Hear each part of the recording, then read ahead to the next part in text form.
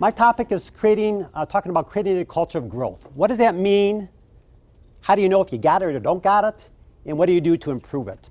I actually started my journey here yesterday. I was in Chicago. A little story that relates to my topic matter.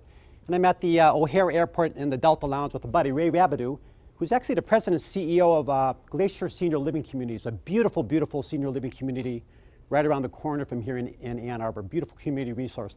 And Ray's there to meet a client, to grow his business. And Ray's the type of leader that goes out and leads through example in terms of growing his business. And we're sitting in the lounge and we're relaxing, it's midday, and I'm there just to fly back with him. And we look across the room, and who's there? Donald Trump. Can you believe it? I can't, no, Donald Trump. So Ray said, I'm gonna go talk to Don. I said, oh my God, that's pretty bold. So Ray gets up, goes over, and he's talking with Don, and he's telling him about, his community and what he does for seniors, and the Don's acknowledging him very, very intensely. And so I appreciate and respect all the work that you and your colleagues do for seniors. Then Ray goes, can I ask you a favor? I go, that's really bold for Ray to ask Donald Trump for a favor. And the Don goes, sure. I'd be more than happy to help you. I really respect what you're doing. What can I do? So I have a client coming in. It would mean so much if you would come and say hello, recognize me, and let me introduce you to my client. Yeah, that would just seal the deal. The Don goes, you know what? Just because of what you do as a professional, yes, I'd be more than happy to do that. Ray comes back over he sits down. He's all excited. He's waiting for his client to come in. The client comes into the room. They meet, and they go to another part of the Delta Lounge. And I see Don get up, and he goes over to Ray, and he taps him on the shoulder and goes, Ray, nice to see you. Ray looks up at Don and says, can't you see I'm in a meeting? Don't interrupt me, we can talk a little later. I get up every morning. I have a passion for helping organizations serve more people and grow. I get up every morning and go to bed every night looking at how I can help them advance their mission and business objectives. Mission, serving more people, excellent service, innovation. The business side, growth is a good thing, and financial stability and profitability.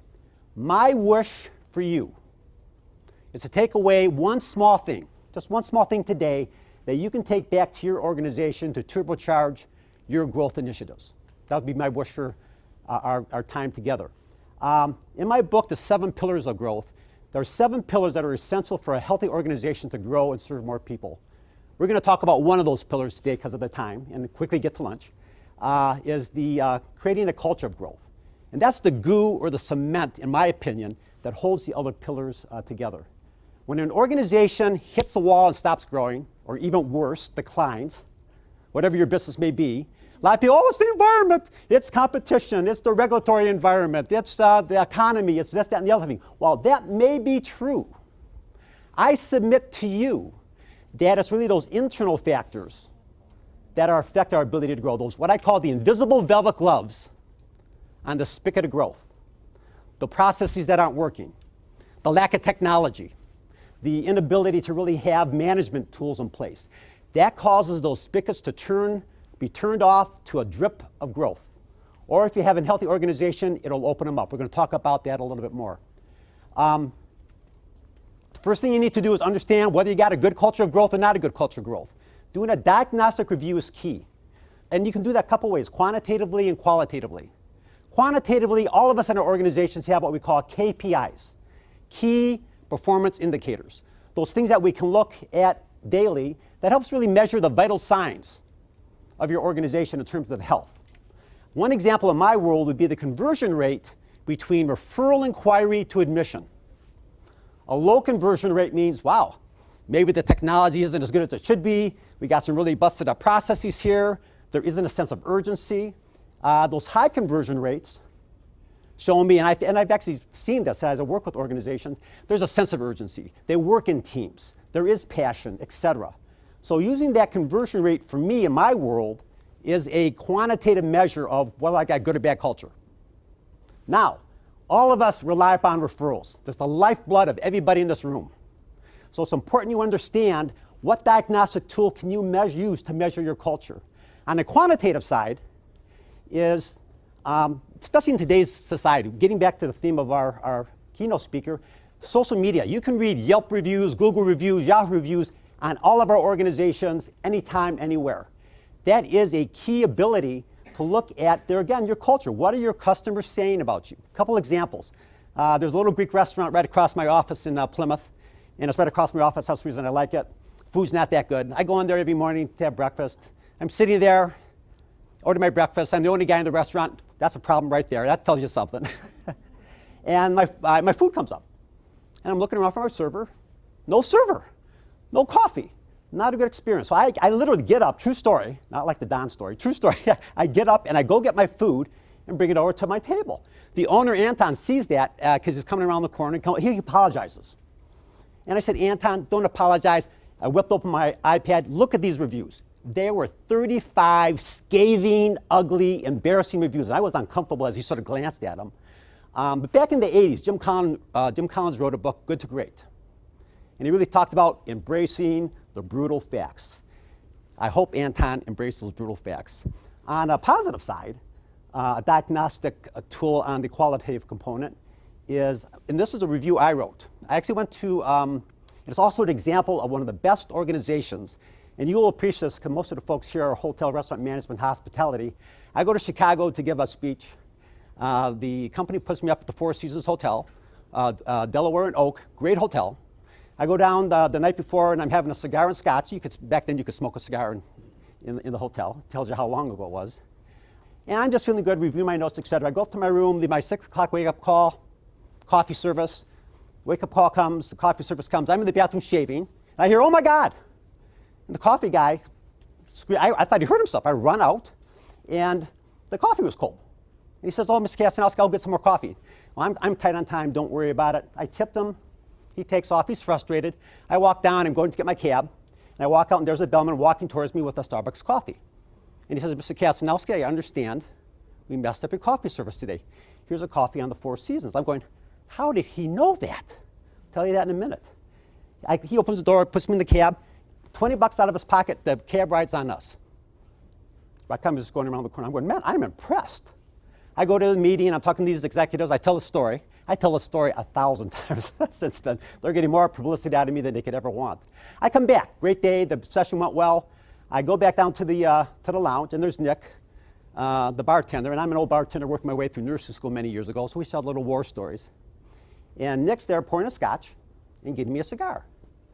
I'm going, well, that's pretty presumptuous for him to do that, but he comes on over and says, Kurt, I understand we messed up your coffee service this morning. Please accept this on behalf of the Four Seasons. I'm going, Nick, you don't need to do that. I told him about the cab and the money. I'm like, oh my God. And I'm hooked on Four Seasons. It gets better. 6 months I come back. I'm with a lady friend.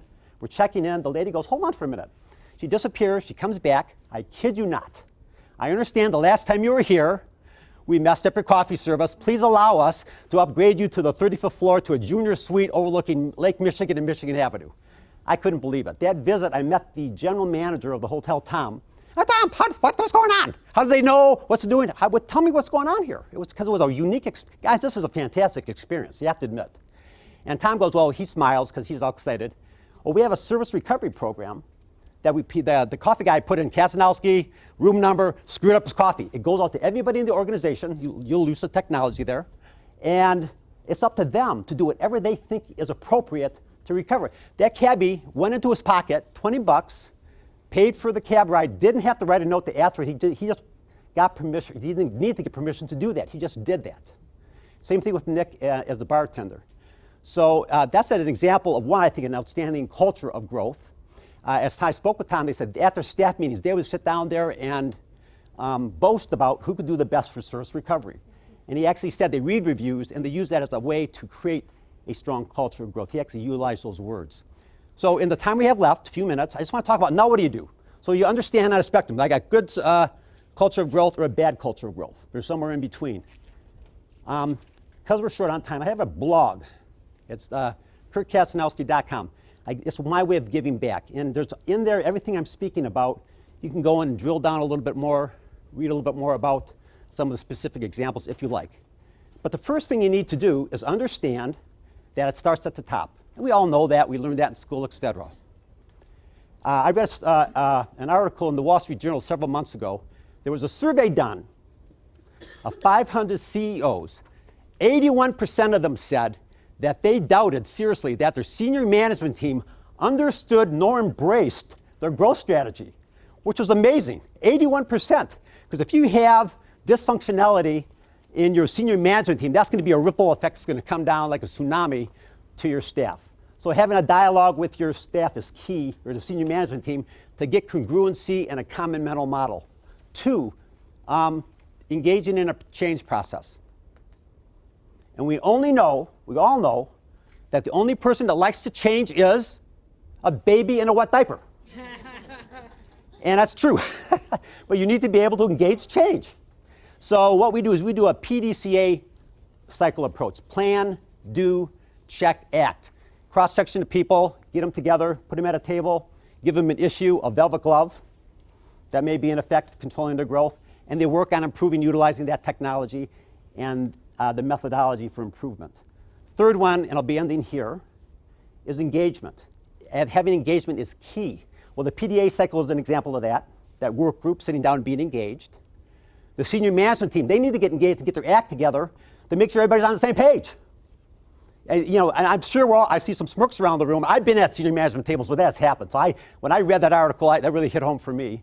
Another example of engagement would be you want to have people in places to sit down and help communicate back what's going on. Are we making progress, et cetera, et cetera? Because I will learn one thing, that if you don't give employees information, you know what?